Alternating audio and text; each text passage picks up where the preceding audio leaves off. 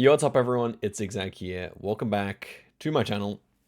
And we've got the announcement of the 2024-2025 Geoguessr Pro season, which will take place among 40 players from around the world. It is some people from the World Cup automatically get an invite. And yeah, it's going to last from November to April. And yeah, it's... there's a 1 vs 1 duels best of 3. So I would assume from that means moving duels are involved, which of course, if you watch my last video about moving duels, implies that, you know, Australians, New Zealanders, me, Eamon, whoever may be competing, would be playing against those in Europe, and those in North America, where, you know, you get faster movement. We saw in the experiment that I did last time with me and Finbar that he was able to get a time under half of mine. So presuming in a duels format on this one, he would have got to the Brazil area code. I would not have. He's traveling double the speed that I was.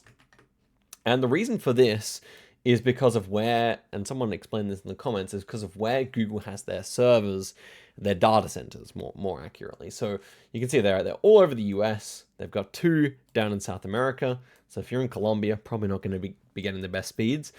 Africa, completely devoid of anything. Middle East, the same. Even Southern Europe doesn't have any. For some reason, they're all bunched up around here. I guess that is where, you know, it makes sense. Maybe there's a lot of computers in this area. I really couldn't tell you why they put so many just around here. And then in Asia, you got the Japanese getting one, the Taiwanese getting one, and Singapore. And so, of course, in Adelaide, my closest one is Singapore. And of course, when you cross the equator, that's a far distance. Well, this is 3,000 kilometers, so I can assume that Singapore is at least like 6,000 kilometers away, if not probably a little more.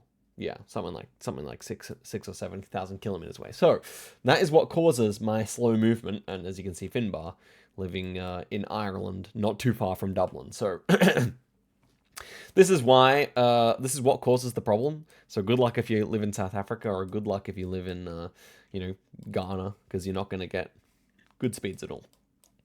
Same in Russia, actually. You're not going to have any fast movement unless you live in Western Russia. So yeah, that is, but there's more. There's more. So it turns out that 57 seconds by Finbar is not the upper limit. A viewer of mine, Kingy, submitted this one. I would assume by Kingy's flag that he's in Finland. And of course, Finland is one of the places where they have a server. And watch how he flies down the road, man, with a fast movement. This is the exact same way. This is the exact same 5 kilometers that we did. So you could calculate his speed, I suppose. If he's doing this in 23 seconds, it should be something about, you know, 600 or 700 kilometers per hour, which is quite an absurdity. And then conversely, we have Eamon, who could potentially be playing inside this league with a time of 2 minutes and 52 seconds. This is Eamon fast moving, guys. It doesn't look that different on the surface of it, but yeah, it took him 2 minutes and 52 seconds to travel the exact same distance. So you can see the issue here with movement. If there is a competition amongst people around the world, many people will be playing in very different locations, and internet will be a big factor, presumably, especially when fast movement is involved, or in Eamon's case, not fast movement. Also worth noting is that people on laptops, and I know for a fact Radu is on a laptop, also get screwed by this, because movement is just significantly slower when you're on a laptop, unless it's like a really high-end one. I remember last year when I was living in Sydney just before the 2023 World Cup, I was struggling to practice on my laptop as well. Like, movement was basically out of the question. Even no moving was slow. So yeah, you can see with the New Zealanders, they're even more screwed. They're even further from Singapore than we are over in Adelaide. So, you know, I mean, it's not so good. I got a bunch of people to test their times.